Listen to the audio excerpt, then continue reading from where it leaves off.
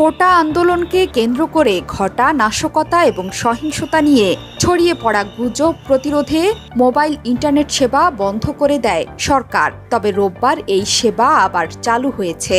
যদিও ফেসবুক, টিকটকের মতো জনপ্রিয় সামাজিক যোগাযোগ মাধ্যমগুলো এখনো চালু হয়নি।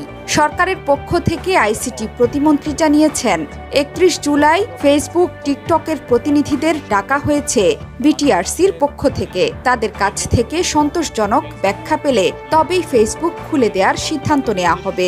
আলোচনা, ব্যাখ্যা, বিশ্লেষণ করে তারপরে আমরা সিদ্ধান্তটা গ্রহণ করতে চাই। বিশ্বের বিভিন্ন দেশে নানা ঘটনায় আগেও বন্ধ করা হয়েছিল ফেসবুক, তাই ফেসবুক বন্ধের ঘটনা কোনো নতুন বিষয় নয়।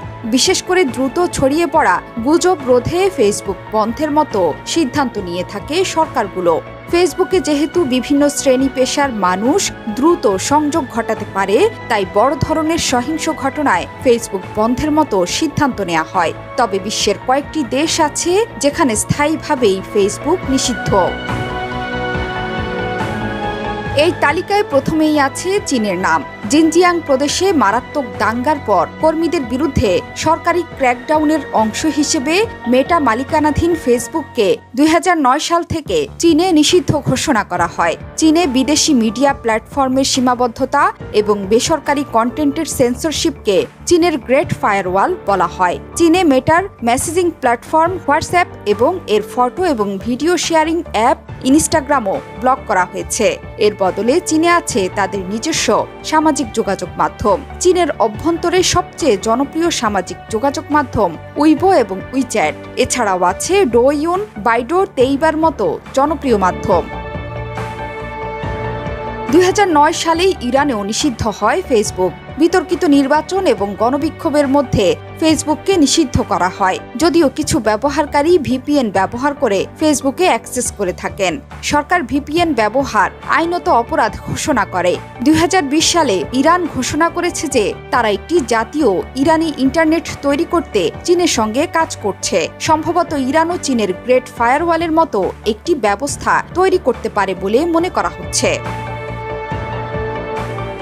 উত্তর কোরিয়া আনুষ্ঠানিকভাবে ২০১৬ সালে ফেসবুক নিষিদ্ধ ঘোষণা করে এবং ঘোষণা করে যে কেউ ফেসবুকে ঢোকার চেষ্টা করলে বা এর থেকে প্রজাতন্ত্র বিরোধী ডেটা বিতরণ করলে তাকে শাস্তি দেওয়া হবে। নিষেধাজ্ঞার আগে অল্প কয়েকজন উত্তর কোরিয়ানের বিশ্বব্যাপী ওয়েবে অ্যাক্সেস ছিল এবং বেশিরভাগই সরকার নিয়ন্ত্রিত ইন্টারনেটের মধ্যে সীমাবদ্ধ ছিল।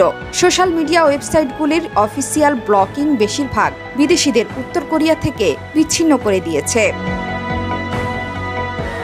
প্রাক্তন সোভিয়েত প্রজাতন্ত্র মধ্য এশিয়ার রাষ্ট্র তুর্কমেনিস্তানেও ফেসবুক নিষিদ্ধ। ফেসবুক ব্লক করার পাশাপাশি তুর্কমেনিস্তান হোম ইন্টারনেট সংযোগের জন্য সাইন আপ করার সময় কোরআনের শপথ নিতে বলে যে তারা ভিপিএন অ্যাক্সেস করবে না।